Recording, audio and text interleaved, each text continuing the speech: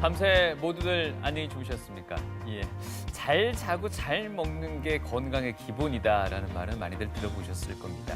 근데 이게 잘 먹는 건 어떻게든 또 챙겨 먹곤 하는데 네. 잘 자는 것에 대해서는 좀 인색한 것 같아요. 그렇습니다. 평소 몸이 좀 안 좋아 보이거나 병원에 진료를 받으러 갔을 때 가장 먼저 듣는 질문이 평소에 잠을 잘 주무십니까? 그렇죠. 잖아요. 이렇게 예. 수면은 우리 삶의 질 또 건강을 좌우하는데 다가오는 새해에는 모두 꿀잠 하시라고 TV 메디컬 약손에서 2부에 걸쳐서 준비를 했습니다. 네, 오늘 그 첫 번째 시간엔요. 건강한 수면은 어떤 것인지 그리고 잠이 너무 많아서 문제인 분들 또 어떻게 치료해야 되는지에 대해서 알아볼까 합니다. 네, 도움 말씀 주실 오늘의 주치의 대한수면연구학회 회장을 맡고 계십니다. 신경과 조영원 교수님과 함께하겠습니다. 안녕하십니까? 네, 안녕하십니까?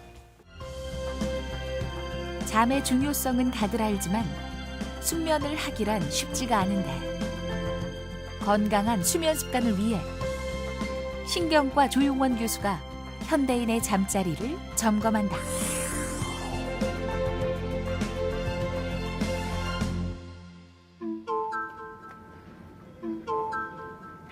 사람은 인생의 3분의 1을 자면서 보낸다. 하지만 잠이 왜 중요한지는 잘 모르는 사람이 많다. 우리가 자는 동안에 신체는 움직이지 않고 가만히 있는 상태지만 뇌는 활발하게 기능을 하고 있습니다. 우리가 성장에 필요한 호르몬도 나오고 혈당도 조절하는 역할을 하고 있고 체온 조절의 역할도 있고 쌓였던 노폐물들을 씻어내주는, 그래서 청소해주는 역할도 하고 있습니다. 작년 한 해 수면 장애로 의료기관을 방문한 환자는 약 64만 명. 하지만 여전히 수면 장애가 병인지도 잘 모르는 사람이 많다. 잠을 못 주무시는 분들은 잘 주무시게 도와드리고, 잠을 너무 많은 분들은 잠을 오지 않게, 그리고 주기가 맞지 않는 분들은 사회적인 환경과 주기를 맞춰드릴 수 있는 수면 장애를 진료하고 치료하는 센터가 되겠습니다. 특히나 잠을 경시하고 나는 우리나라 사람들에게 조용원 교수는 강의를 통해 나쁜 잠도 병임을 알리고자 한다.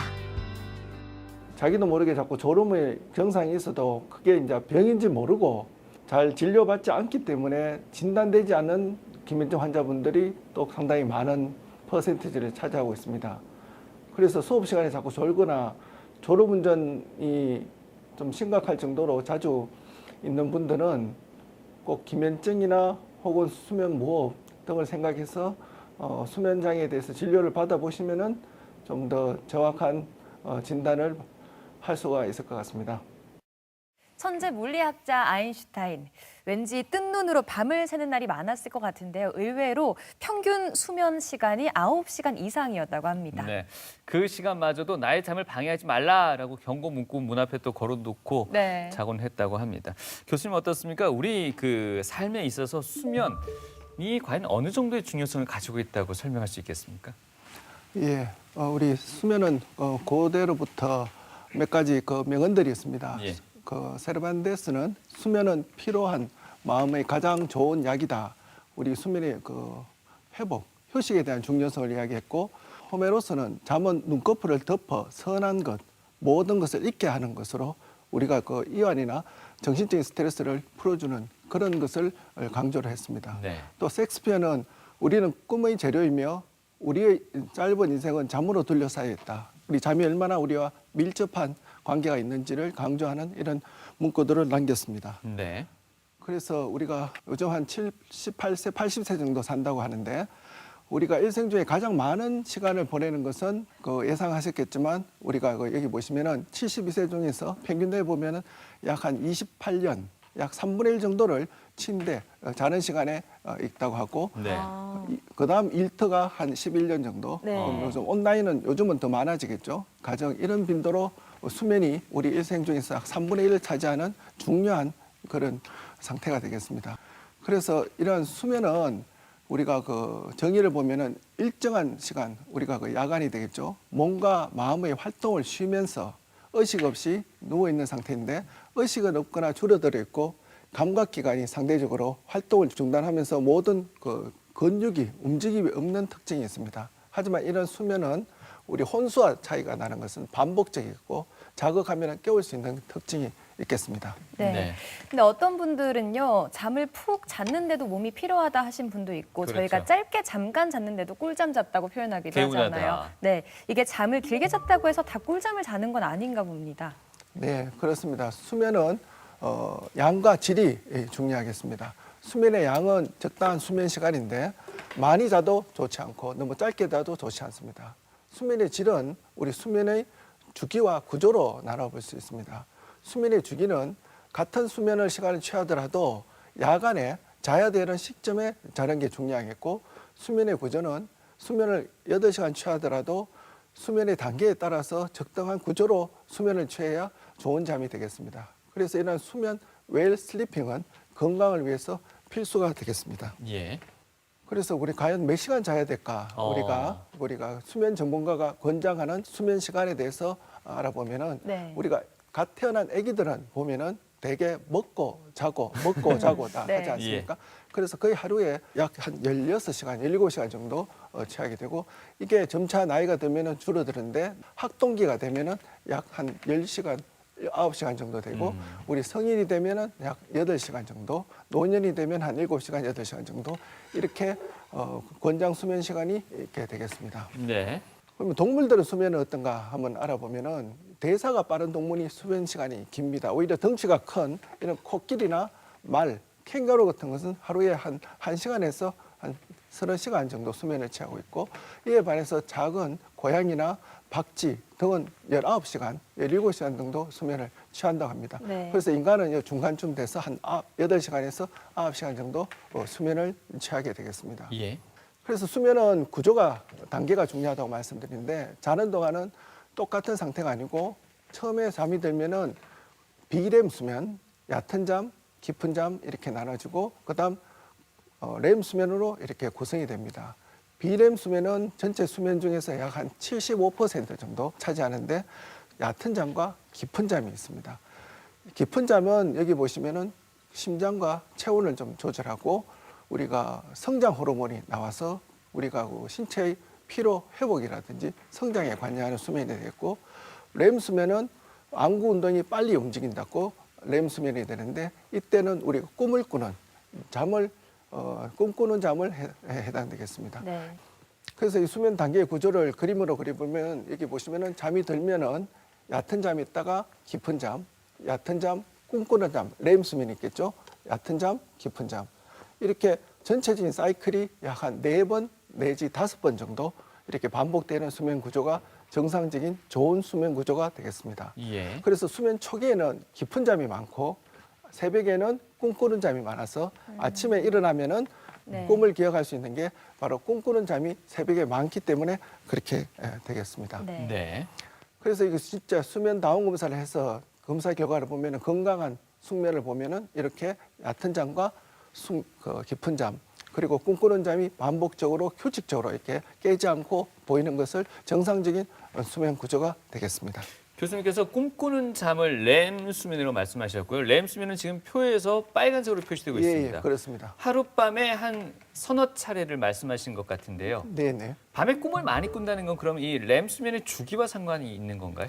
예, 어느 정도 관계는 있습니다. 꿈을 꾸는 것은 우리가 깨어나는 시점이 요 렘 수면 때 깨어나게 되면 꿈을 더 생생하게 기억할 수 있겠죠. 예. 그래서 이런 비렘 수면 동안에 깨어나면은 꿈을 잘 기억하지 못하거나 아하. 꿈 색깔이 또 이렇게 흑백으로 애매모호한 이런 꿈을 꿀 때는 비렘 수면일 때가 많고, 렘 수면에 깨어나면 너무 생생하고 네. 꼭 실제 있었던 일처럼 그렇죠. 기억하게 되는 그런 수면을 꿈을 꿀 때가 렘 수면이 되겠습니다. 예. 네.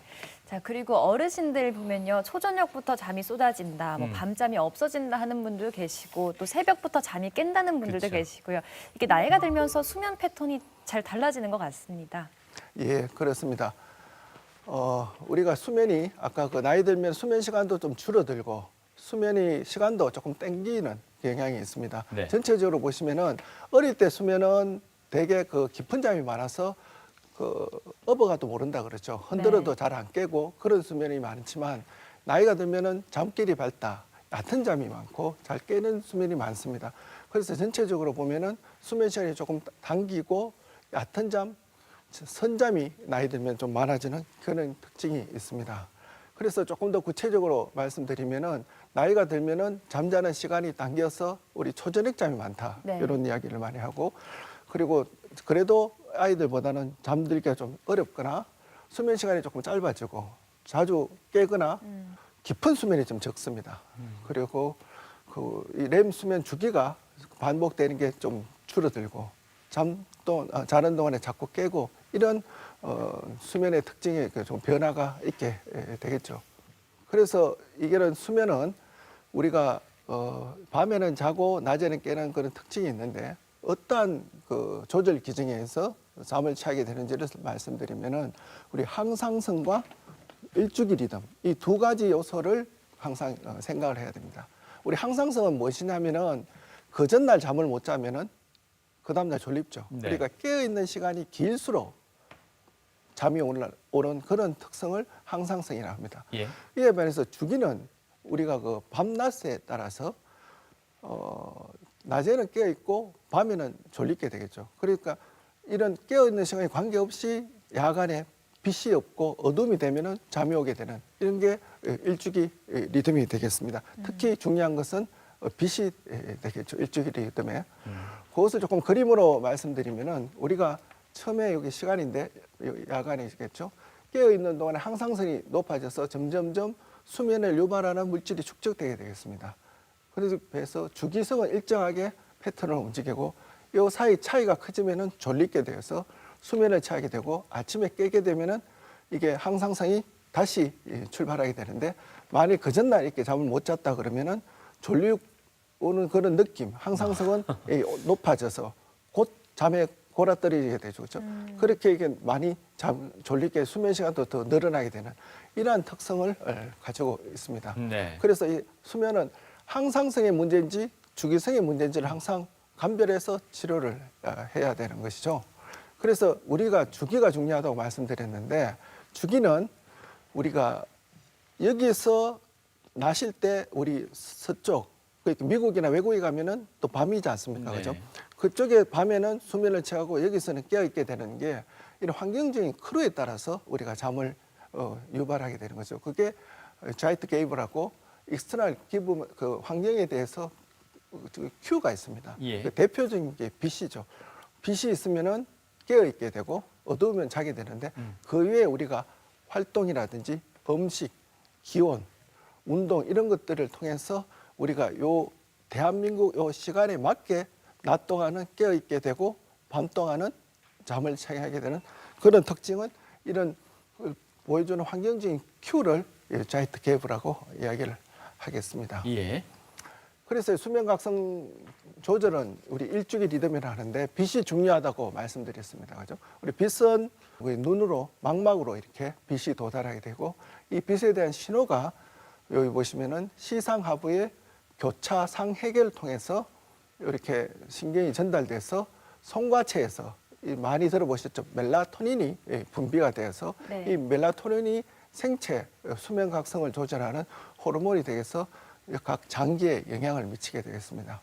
그래서 여기 보시면 중요한 게 뭐냐면은 수면 각성 리듬은 자고 깨는 뇌의 문제일 뿐 아니라 이러한 수면 각성 리듬은 우리가 간이라든지 장이라든지 콩팥 등에도 모든 신체 장기에 영향을 미쳐서 자게 되면은 소변 분비도 작아지고 위 운동도 작아지고 그리고 혈압도 덧낮이 달라지겠다. 이런 리듬이 조화롭게 맞아야 건강을 유지할 수 있는 그런 원리가 되겠습니다. 그래서 이러한 사이클을 우리가 24시간 이렇게 그림으로 보시면은 우리 저녁에 되면은 어두워지고 멜라토닌이 분비되게 되고 자기 차되는 장 운동이 좀 적어지지 않습니까? 근데 소변도 좀 적게 해서 밤 동안은 깨지 않게 되고 새벽에 체온도 약간 떨어지게 되고 근데 멜라토닌이 이제 분비가 정지되면은 아침에는 깨게 되고 다시 활동하게 되고 각성이 높아지고 오후에는 뭐 여러 가지 반응이 빨라지게 되고 이런 주기가 정상적으로 돌아가는 게 건강한 수면 각성 주기죠. 그래서 네. 이게 잘 맞지 않는 게 대표적으로 우리가 시차가 틀릴 때는 굉장히 신체적으로 힘든 게 이런 각성 수면 주기가 맞지 않아서 힘들게 되는 게 시차가 어려운 그런 상황이 되겠습니다. 보통 우리 수면 하면은 좀 피곤함을 좀 달랠 수 있는 시간, 쉬어가는 시간, 체력을 회복하는 시간 정도로 알고 있는데요. 학문에 있어서는 이 수면의 그 기능이라고 할까요? 어떤 식으로 지금 설명되고 있습니까? 예, 수면의 기능은 상당히 다양합니다. 우리가 자고 일어나는 동안에 우리 자는 동안에 우리 중요한 학습의 기능이 있습니다. 우리가 그 낮 동안에 공부했던 거를 기억할 수 있는 그런 시간도 수면 중에 일어나고 감정 조절의 기능도 있습니다. 우리가 그래도 부부싸움 할 때도 왜 자고 일어나고 나면은 좀 차분해지고 감정적으로 다시 생각해 볼 수 있는 그런 기능도 있고 우리 잠을 자야 우리 창의력이 생깁니다. 그죠? 우리가 잠을 못 자면은 막 집중도 안 되고 그렇겠지만 그리고 우리 신체적으로도 보면은 잠을 못 자면은 다크서클이 이렇게 생긴다거든요. 네. 노화도 굉장히 빨리 오게 되겠고 요즘 코로나 때문에 면역에 대한 많은 이야기를 하는데 수면을 충분히 취하지 못하면 면역 기능도 떨어져서 우리 감염에 대한 위험도 높아지게 돼 있고 수면 동안에 우리가 대사 기능이 있는데 그게 뭐 그로스 호르몬이라든지 인슐린 이런 것들이 분비가 돼서 혈당이라든지 신체의 건강 유지에 중요한 기능을 하게 되겠습니다. 네. 그래서 조금 더 구체적으로 살펴보면 신체적으로는 잠을 못 자면은 우리 그 심장, 폐질환, 위장관 활동이 문제가 생기는 거고 노화가 촉진되게 되겠습니다. 그 성장이 잘 안 되게 되죠. 애들 네. 잘 안 자고 버티는 애들 보면 잘 안 큽니다. 예. 그리고 안전사고, 교통사고가 문제가 되는 거죠. 정신적인 피로도 중요한데 집중력, 기억력이 떨어지게 돼 있고 요즘 좀 이따 말씀드리겠지만 잠을 못 자면은 치매가 악화되고 유발되기도 하고 학습 장애라든지 짜증 잘 내고 그리고 부부 생활도 문제가 되는 그런 경우가 많겠습니다. 네. 그래서 수면 장애가 우리 건강에 미치는 영향은 여러분 아무리 강조해도 중요하지 않은데 우리나라의 사망에 대한 그 순위 그래프가 되겠습니다. 예. 여기 보시면은 1위가 암이고 심장 질환, 뇌혈관 질환, 뭐 여러 가지 질환이 있지만 여기 보시면 다 수면과 관련이 있습니다. 그래서 이렇게 수면은 우리 그 건강에 이렇게 밀접한 관계가 있다는 것을 보여주는 그래프가 되겠고 네. 이게 일본 자료지만 한 110만 명 정도 암 환자의 역학 조사를 해보니까 적당한 수면 7시간에서 8시간 수면을 취하는 분들이 사망 위험도가 낮고 너무 적게 주무시거나 너무 많이 주무셔도 사망 위험도가 높더라 하는 연구 결과들이 있습니다. 예. 아까 그 기억에 대한 이야기를 했는데 우리가 저녁에 아무리 공부를 많이 해도 잠을 잘 자지 않으면 잘 저장이 안 되는 거죠. 우리 기억해 보시겠지만 우리 밤을 새워서 공부해서 시험 치면은 시험 끝나고 다 잊어버리지 않습니까? 네. 그게 수면이 부족해서 그렇습니다. 수면하는 동안에 우리가 기억에 대한 저장이 특히 렘 수면이나 이런 수면 동안에 머리에서 통합이라 그러죠. 그래서 여기 보시면은 잠은 휴식 기간인 기억의 리허설이다. 그래서 잠을 자야지 우리가 기억하고 나중에 다시 또 저장된 것을 다시 꺼낼 수 있는 그런 중요한 기능이 되겠습니다. 네. 그래서 요즘은 또 수면이 치매와 밀접한 관계가 있다. 이런 연구들에서 핫 이슈가 되고 있는데 수면 부족은 이런 베타 아밀로이드라 하는 치매 유발 물질이 있는데 이런 물질을 잘 제거를 하지 못한다. 그게 무슨 말씀이냐면은 각성주에는 뇌척수의 머릿속에 있는 찌꺼기를 흘러주는 이런 뇌척수의 흐름이 떨어지고 감소하고 있는데 자놓으면은 이런 뇌축색 흐름이 증가합니다.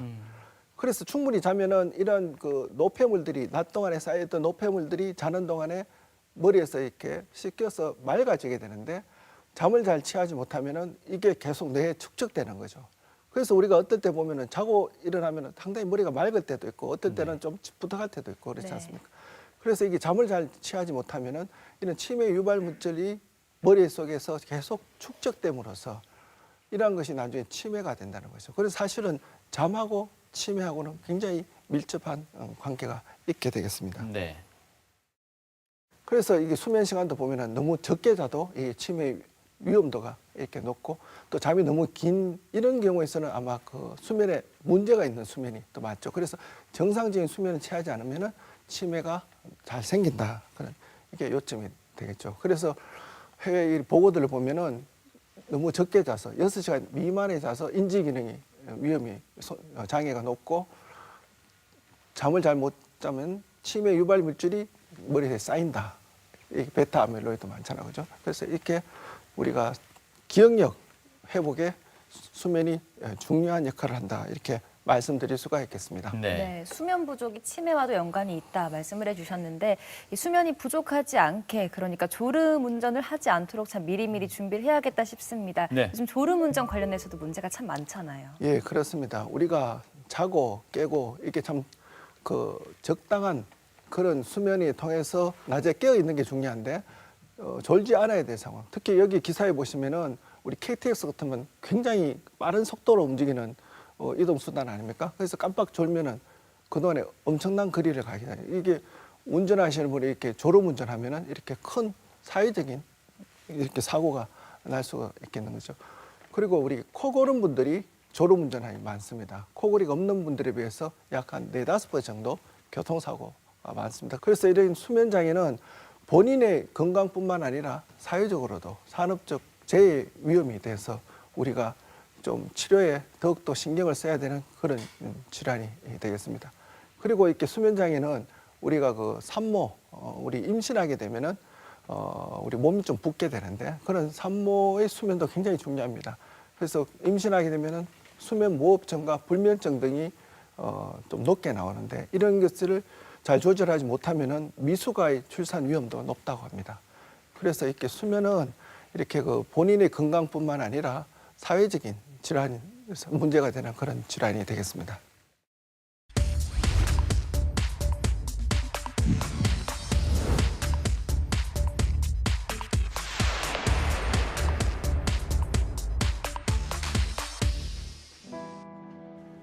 누구든 참기 힘든 낮잠의 유혹. 특히 영미 씨에게 낮잠은 지긋지긋한 악연이다. 고등학교 때 너무 졸음이 점심만 먹으면 아무리 꼬집어도 너무 졸려서 일어날 수가 없었어요. 장시간 일하는 직업은 하기가 힘들었어요. 잠 오면 또 밖에 나가서 또 환기시키고 해야 되고요. 네. 낮 시간대의 졸림과 갑작스러운 탄력 발작. 희귀 난치성 질환인 기면증의 특징적인 증상들인데 정확한 진단을 위해서 좀 더 관찰이 필요한 상황. 오늘 저녁에는 야간 수면 다운 검사를 시행을 할 겁니다. 오늘 저녁 수면이 정상임을 확인하고 내일 낮 동안에는 다중수면 잠복기 검사를 시행할 예정입니다. 잠든 환자를 지켜보며 밤새 자리를 지키는 의료진들. 그렇게 수면센터의 밤은 깊어간다. 며칠 뒤 기면증 진단을 받은 영미 씨. 앞으로 조용원 교수와 함께 건강한 잠을 위한 치료를 시작한다. 꿈꾸는 잠, 렘 수면이 우리 보통 잠이 들면은 90분에서 100분 뒤에 나타나야 되는데 이분은 잠이 들고 한 10분에서 15분 이내에 꿈꾸는 잠이 먼저 보이고 그리고 잠의 양이 상당히 많아서 5번 낮잠을 모두 다 낮잠을 자게 돼서 기면증으로 진단하게 되었습니다. 이런 경우에서는 우리 탄력 발작으로 몸에 힘이 빠지는 증상이 있는데 그런 것을 치료해주는 약물과 같이 병행해서 치료를 해주면은 훨씬 더 도움이 됩니다. 잠이 많이 없어서 취미생활을 좀 더 많이 했으면 좋겠습니다. 애기랑 좀 자주 놀고 밖에 좀 활동도 많이 했으면 좋겠습니다. 경석 씨 역시 평소 낮잠 때문에 고민이 많았다. 아무리 자고 또 자도 늘 졸음이 일상을 방해했다. 피곤한 건 늘상 있었고, 뭐 일이 없거나 아니면 밥 먹고 나서 아니면 이제 출근길 퇴근길에 차 많이 막힐 때 잠이 엄청. 제일 최근에 이제 출근길에 제가 보통 히터를 잘 안 틀거든요. 근데 너무 추워서 히터 틀었는데 순간 졸아버리는 거예요. 그래서 옆에 혼자 긁었어요. 진짜 놀랬죠, 혼자. 경석 씨가 느끼는 졸음의 원인으로 지목된 것은 수면 무호흡증과 이로 인한 코골이. 그 정도를 확인하기 위해 수면 다원 검사를 진행했다. 잠은 진짜 빨리 드는데 이게 자꾸 깹니다. 요새 안 그래도 코골이가 잘 모르겠어요. 왜냐면은 저는 자는 거니까 잘 모르는데 뭐 예를 들어 친구랑 놀러 갔을 때 기본적으로 탱크 뭐 굴삭기 뭐 이런 거 얘기 많이 듣죠. 밤에 잠을 잘 자도 수면의 질은 무척 나빠 낮에도 영향을 미친 것. 당분간 잠을 잘 때마다 양압기를 착용. 수면 중에 불규칙한 호흡을 규칙적으로 교정할 예정이다.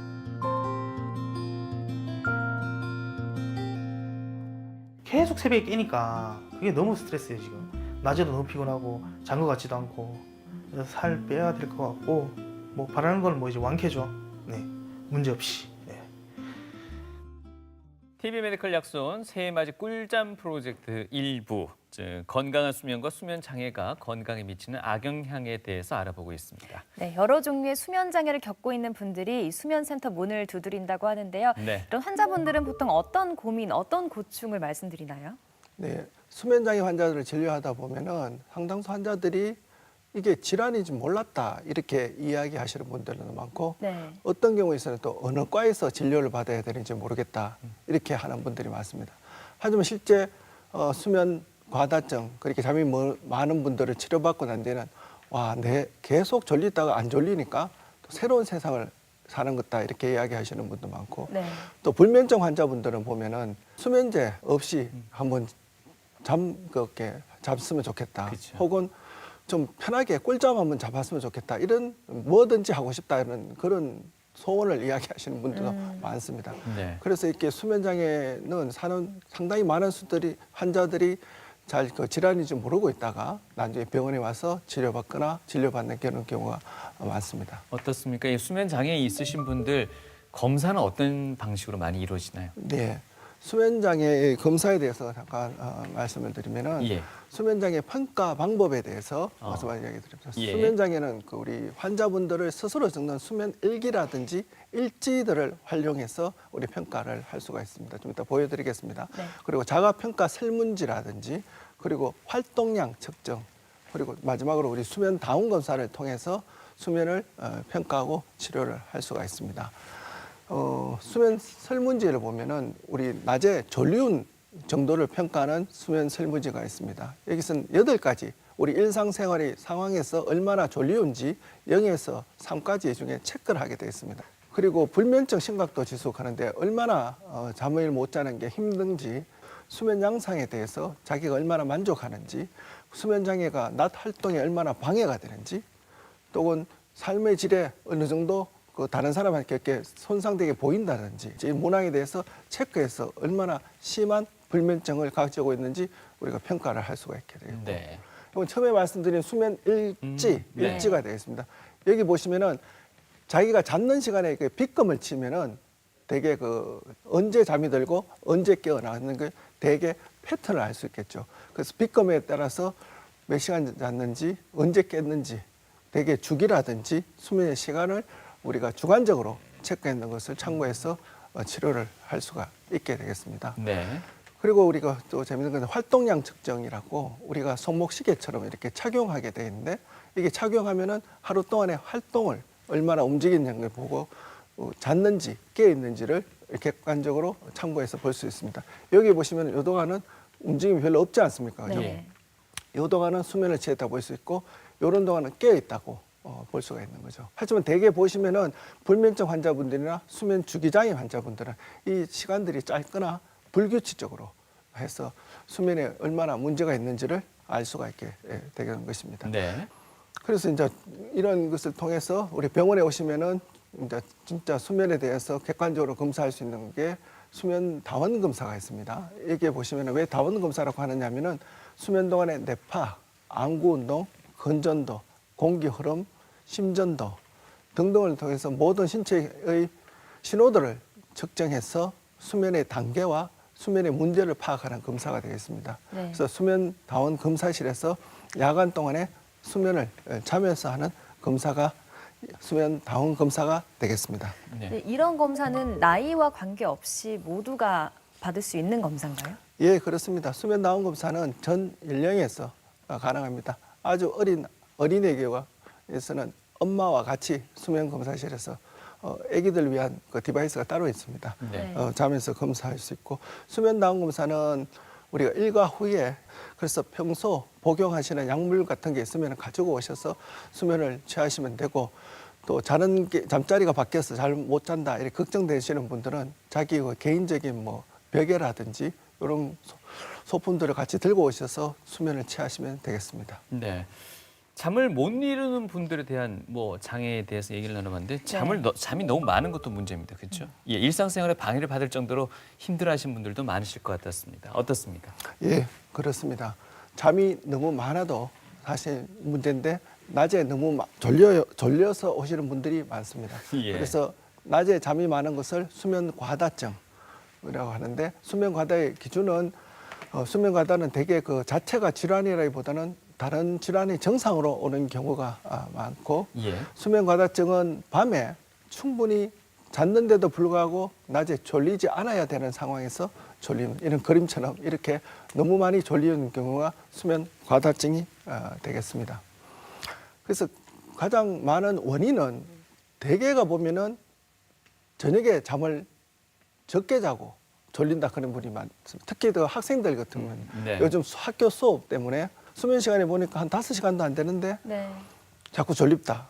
당연히 졸립겠죠. 왜냐하면은 잠을 적게 자니까 졸리는 경우가 가장 많습니다. 실제적으로는.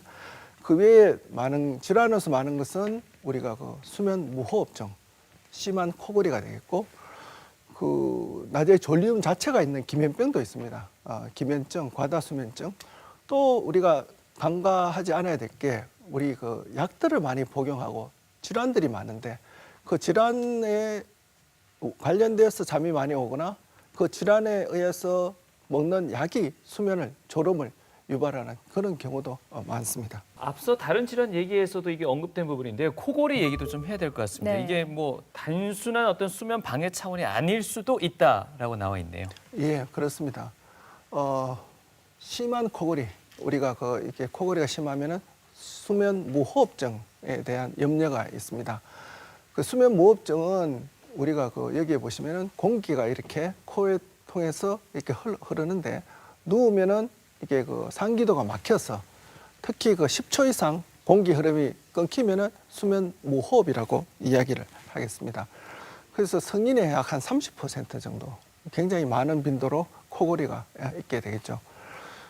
그래서 무호흡 있는 분들은 아침에 일어나도 개운하지 않습니다.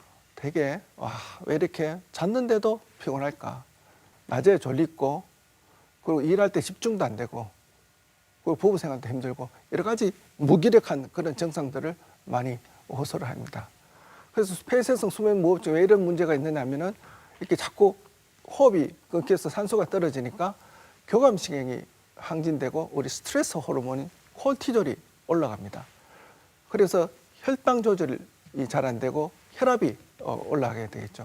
그래서 심내 혈관계 쪽에서 보면은 이런 고혈압이라든지 심근경색증, 그 부정맥 그리고 뇌졸중, 중풍이 되겠죠. 치매 이런 원인이 되겠고 뇌기능은 아까 말씀드린 인지기능이 떨어지고 졸리고 피곤하고 우울감 이렇게 동반되고 그리고 깊은 잠이 없어지니까 내분비계의 당이 조절자되고 고지혈증, 대사증후군 이게 심각한 신체 여러 가지 문제를 유발하게 되는 게 수면 무호흡증이 되겠습니다.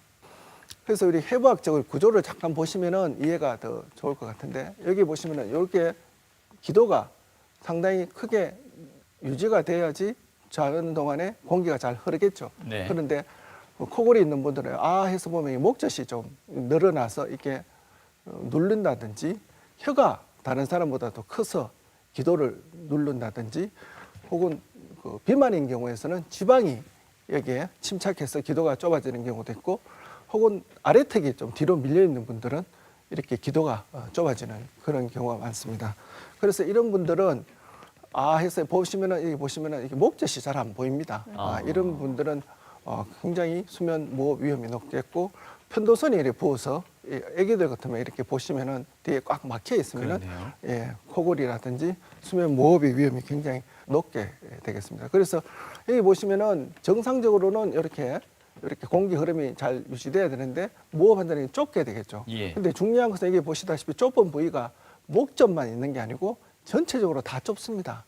그래서 코골이 수술만 해서는 효과가 없는 게 이런 해부학적인 특징 때문에 우리가 수면 무호흡 환자들의 그런 정상 치료에 주의해야 될 포인트가 되겠습니다. 그래서 이런 환자들을 수면 검사를 해보면은 여기 보시면은 수면 구조가 보이는데 산소가 여기에 보시면은 90%에서 이렇게 잘 유지되다가 어느 순간 자꾸 떨어집니다. 여기 보시면은 산소가 한 77%까지 떨어지기도 합니다. 이렇게 되면 답답해지니까 자꾸 깨게 되겠죠. 왜 떨어지냐면 이렇게 공기 흐름이 없이 이렇게 계속 한 30초 이상 숨 안 쉬고 이렇게 되는 게 수면 무호흡 에피소드가 되겠죠. 그래서 이러한 수면 무호흡은 자꾸 상기도가 막히니까 심장이 불규칙해지는 부정맥이 잘 생길 수 있고 혈관이 수축해서 고혈압이라든지 그리고 산소가 적으니까 조혈세포의 기능이 촉진돼서 혈액이 상당히 뻑뻑해집니다. 그리고 뇌 기능이 저하돼서 인지기능 떨어지고 자꾸 자다가 깨니까 이 자다가 깨는 건 본인은 모릅니다. 그런데 수면 검사에 보면은 분절이 생기니까 이로 인해서 주간 졸업이라든지 혈당 조절이 잘 안 되게 되는 거죠. 그래서 이런 저희 환자를 보면은 여기 보시면은 이렇게 심전도에서 맥박이 이렇게 휴식적으로 뛰어야 되는데 이렇게 무호흡 있는 시점에서 보면 이렇게 한 3초 정도 네. 맥박이 안 뛰는. 그래서 실제적으로 이 부정맥 원인 중에서는 수면 무호흡이 굉장히 많습니다. 그래서 우리 병원 같으면 수면 무호흡 환자분들은 거의 다 그 설명드려서 이런 수면 무호흡 검사를 꼭 받아보시라고. 그래서 수면 무호흡 치료를 하면은 부정맥이 또 좋아지는 그런 경우도 많이 있습니다. 그래서 수면 무호흡 환자들의 수면 다운 검사 아까 비교해서 어떻습니까? 수면 구조가 여기 보시면은 시간적으로는 이렇게 꽤 길지만 여기 보시면은 깊은 수면이 하나도 없습니다. 여기 보시면 그죠? 얕은 수면이 있다가 깨고 요 밑에 산소 포화도도 보면은 너무 많이 떨어지죠. 50%까지. 예. 그래서 이게 보시면은 여기서 여기까지 한 7시간 주무셔도 깊은 잠이 하나도 없기 때문에 어떻습니까? 굉장히 피곤하고 힘들어지게 되는 거죠. 그리고 산소가 이렇게 계속 떨어지니까 본인은 모르지만 아침에 일어나도 맑지 않는 것입니다. 그래서 이런 수면 구조로 있으면은 자는 시간이 중요한 게 아니고 수면의 질이 떨어지게 되는 거죠. 예. 네. 또 저희가 수술 전에 수면 마취 같은 마취를 받게 되는데 이런 수면 무호흡증 환자분들은 그런 마취도 잘 안 될 것 같은데 실제로 어떤가요? 예, 실제로 그렇습니다. 수면 무호흡 환자분들은 전신 마취할 때 굉장히 주의를 요하고 특히 수면 내시경 이런 거 할 때 수면 무호흡이 있는 분들은 꼭 담당 선생님께 수면 무호흡에 대해서 알려주시고 위험에 대비할 수 있는 그런 그 상황을 해서 검사하시는 게 중요합니다. 실제 의료 사고도 많이 있기 때문에 수면 무호흡이 있는 분들은 마취할 때 특히 주의를 요하게 됐습니다. 네. 앞서 그 코골이 말씀하실 때 여러 가지 원인 얘기하셨는데요. 비만은 좀 빠져 있었던 게 아닌가 싶은데요. 비만은 사실은 아까 그 상기도 그림을 보여드릴 때 말씀드렸듯이 비만한 분들이 이렇게 신체적으로 보면 특히 그 목이라든지 혀가 같이 비호한 경우도 많고 네. 그래서 이러한 분들은 상기도가 좁아지니까 코골이 수면 무호흡의 위험도 굉장히 높습니다. 또 반대로 수면 무호흡이 있으면은 우리가 식욕이 좀 땡기고 자꾸 자는 시간이 길어지면은 우리가 식욕 촉진 물질들이 있어서 그것으로 인해서 오히려 비만이 유발되기도 합니다. 그래서 비만은 수면 무호흡 환자들이 꼭 조절해야 될 중요한 인자가 되지만 실제적으로 비만, 살 빼는 게 수면 무호흡 환자들은 특히 더 어려운 이유가 그렇게 있겠습니다. 그래서 수면 무호흡 환자분들이 이런 수면을 구조를 가지고 있는데 이런 분들 치료할 때는 우리 체중 감량 아까 말씀드렸듯이 중요합니다. 그리고 금주 우리 어떤 분들은 보통 때는 괜찮은데 술 먹으면은 코를 곤다 그런 분들이 많잖아, 그죠? 그런 분들은 술을 끊는 게 좋겠고 옆으로 누워 자면은 아까 그 말씀드린 혀가 뒷부분을 눌리는 것을 예방을 해줄 수가 있겠죠.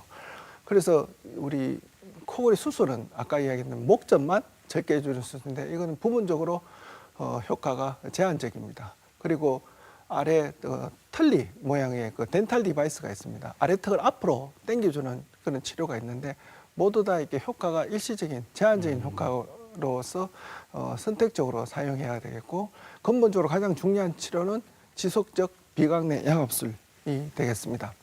각각 치료에 대한 그림을 보시면 이제 옆으로 누워 주무시기 위해서는 등 뒤에 이런 것을 착용하고 주무시면은 바로 눕기가 불편하니까 옆으로 눕게 되겠죠. 요거는 덴탈 디바이스 말씀드렸는데 이런 털리 같은 걸 착용하고 주무시면 아래턱을 앞으로 밀어주면서 주무시는데 밤새도록 아래턱을 앞으로 밀면은 상당히 그 턱 관절에 예. 불편함을 호소하는 네. 경우도 많고 그 수술 통해서 이렇게 밀어내주는 것도 있지만 실제로 굉장히 위험합니다. 예. 그래서 근본적으로 가장 좋은 치료는 이 양압술, 이런 코골이에 대한 비강내 양압술을 치료하면은 효과가 있고 좋아지게 되겠죠.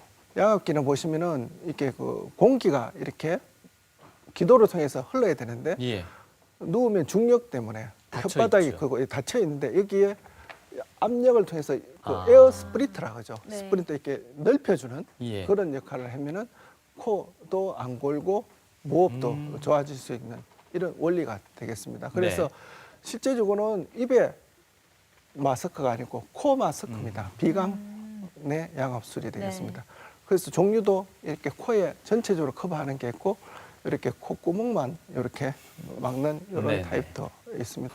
그래서 이런 수면 무호흡 환자 아까 그림 보여드렸는데 예. 이렇게 산소가 떨어지고 자꾸 분절이 있는 분들을 양압 치료하면 여기 보시면은 깊은 잠이 다시 네. 생기지 않습니까? 여기 보시면은 산소 포화도도. 예 안정되게 예. 이렇게 요 시점에 압력을 올렸는 거죠. 아. 올리면은 깊은 잠이 살아나서 산소 포화도가 안정되고 깊은 잠이 있으니까 이런 분들은 정말 그 다음 날 정신이 너무 맑아지니까 예. 네. 깜짝 놀랍니다. 이렇게 양압 치료가 완전히 다른 세상을 경험했다 이렇게 이야기하면서 만족하는 분들이 많습니다.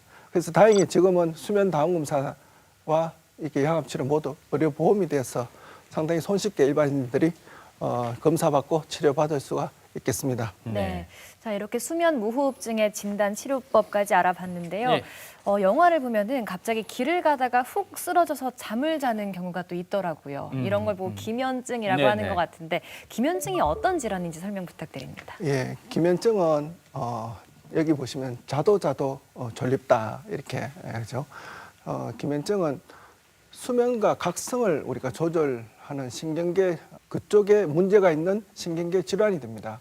우리가 낮 시간에 과도한 졸림이 주증상이 되겠고 이 졸림 주증상 중에 특히 그 꿈꾸는 수면인 렘 수면, 그죠? 이게 갑자기 나타나는 겁니다. 네. 그 원인은 여기 보면 수면 각성을 조절하는 이 하이포크레틴 하는 물질이 부족해서 생긴다고 합니다. 그래서 정상을 보면은 낮에는 과도한 졸림. 그래서 얼마나 졸리냐면은 보통 아까 이야기했던 보통 사람이 밤을 새고 나서 느끼는 그 정도의 졸음을 기면증 환자들은 밤에 충분히 7시간 자도 계속 졸리는 거죠. 네. 아까 그 렘 수면이 갑자기 들어온다고 말씀드렸지 않습니까? 그죠? 네. 그래서 렘 수면 동안에는 근육이 마비가 되는데 그 마비되는 증상이 갑자기 나타나서 힘이 빠지게 되는 게 탄력 발작이 되겠습니다. 그래서 갑자기 몸에 힘이 빠져서 주저앉거나 약하게 경하게 오면은 고개 힘만 없어서 이렇게 앞으로 축 처진다든지 이런 경우도 있습니다. 근데 이런 탄력 발작은 특히 감정적인 변화가 있을 때 화를 내거나 웃거나 이럴 때 더 유발이 돼서 웃기지 마라 이렇게 이야기하는 경우도 많습니다. 네.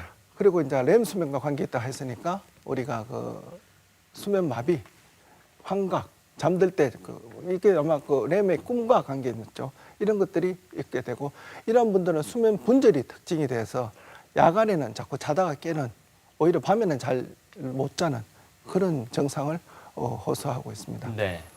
그래서 이런 분들은 렘 수면의 문제라고 했는데 야간 수면 다음 날 다수면 잠복기 검사라고 해서 2시간 간격으로 잠을 자랐고 이렇게 이야기해서 4번 내지 5번 정도 수면을 취하게 하면은 얼마나 빨리 잠이 드는지 또 중요한 것은 이런 꿈꾸는 잠이 얼마나 빨리 나오는지 그래서 이런 검사를 통해서 진단을 하게 되는 것입니다.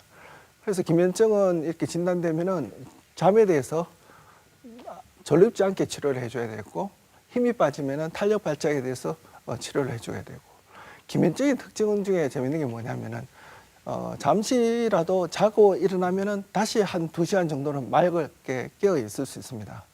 그는 행동치료로서 낮잠을 권하고 특히 주변 사람들에 대해서 이해가 중요합니다. 이분은 기면증이라서 네. 갑자기 졸릴 수 있으니까 이해를 해주시고 혹시 직장에서도 낮잠을 잘 수 있도록 배려해 주는 게 치료에 도움이 되겠습니다.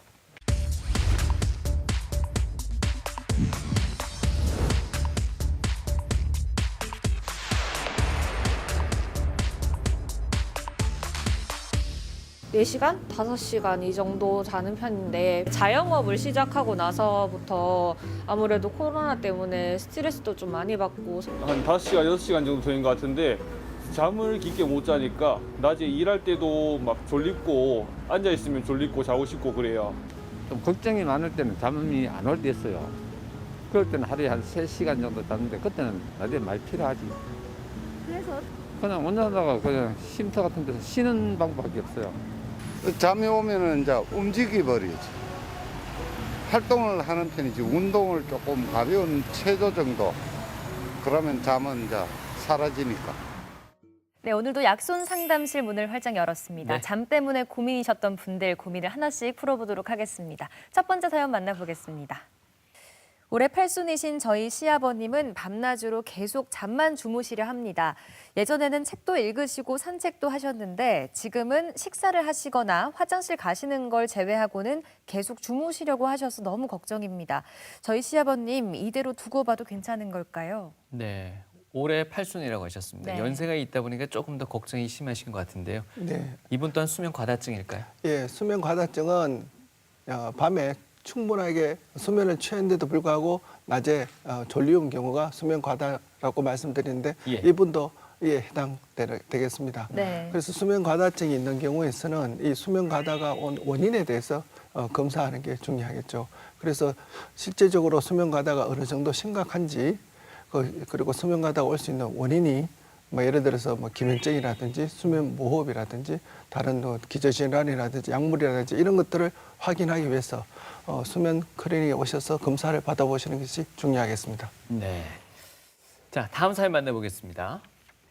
4살 된 저희 아들은 태어날 때부터 조금씩 코를 골기 시작했는데요. 지금은 제가 옆에서 잠을 자면 시끄러워서 잠을 못 이룰 정도로 심하게 코를 곱니다. 참고로 아이가 천식과 먼지 진드기 알레르기가 있습니다. 코골이가 심한 저희 아들 어떤 치료 받아야 할까요? 그리고 치료 시기는 언제쯤으로 정하는 것이 좋을까요? 네, 잠이 잘 자져야 성장도 잘한다 이렇게 예. 알고 있는데 코골이가 심한 4살 아이입니다. 어떤 치료를 받아야 될까요? 예, 실제적으로 어린이의 코골이는 어른보다 더 심각한 문제가 될 수도 있습니다. 네.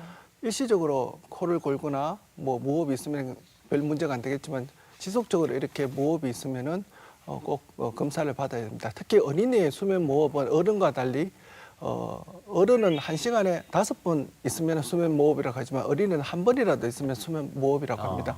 어린이는 아까 보여드린 편도 목 안에 부어서 코를 고는 경우도 많아서 진료 받아보시면 좋겠고 또 아기들은 코 고는 경우에서는 입 호흡을 하는 경우가 많습니다. 네. 어릴 때 입으로 계속 호흡하면은 성장하면서 얼굴에 윤곽이 바뀝니다. 그래서 이렇게 앞이 튀어나오든지 이렇게 외관 모양도 이렇게 좀 장애를 주는 경우가 많아서 아이들 수면 무호흡 있을 때는 꼭 진료를 받아보시는 게 중요하겠습니다. 네, 알겠습니다. 자, 다음 사연도 만나보겠습니다. 26살 직장인 여잔데요. 3년 전부터 자주 쓰러지는 증상이 나타났습니다. 정신은 있는데 손발에 힘이 없어 움직여지지가 않고요. 한 30분 정도 누워 있으면 몸은 움직일 수 있는데 머리가 무거운 증상이 장시간 지속됩니다. 간질인가 싶어 병원에 갔더니 그건 아니라고 합니다. 왜 이런 증상이 나타나는 걸까요? 네, 이유 없이 자꾸 쓰러진다니까 걱정이 많으실 것 네. 같습니다. 간질은 아니라고 하셨고요. 예. 이렇게 갑자기 쓰러지는 게 의식이 잃고 쓰러지는지 의식이 있으면서 쓰러지는지 감별이 중요한데 일단 내전증, 경련은 아니라고 하니까 혹시 수면 장애가 아닐까. 예를 들어서 졸리움 증상이 있으면서 자꾸 쓰러지는 경우에서는 이런 수면 과다증의 원인 중에서 기면증의 탄력 발작을 의심해 볼 수가 있습니다. 그래서 내전증 검사, 경련 검사에 이상이 없으시면 꼭 수면센터에 오셔서 검사 받아보시는 것이 중요하겠습니다. 네.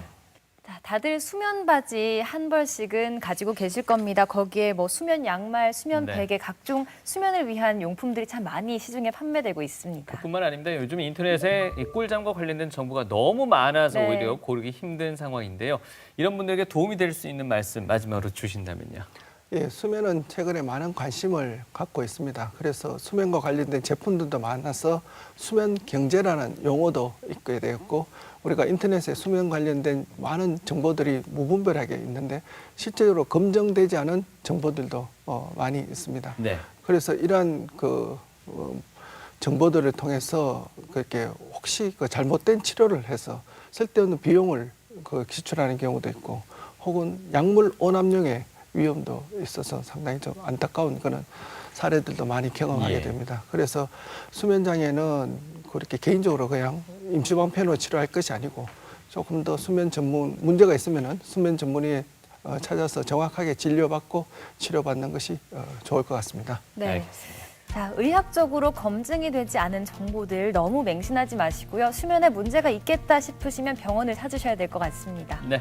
자, 다음 주 이 시간에는요. 새해맞이 꿀잠 프로젝트 2부 시간입니다. 잠 못 들어서 고통스러운 이 불면증 그리고 수면 중에 나타나는 이상 행동 등에 대해서 좀 더 자세히 알아보겠습니다. 네, 지금까지 대한수면연구학회 회장을 맡고 계신 신경과 조용원 교수님과 함께했습니다. 감사합니다.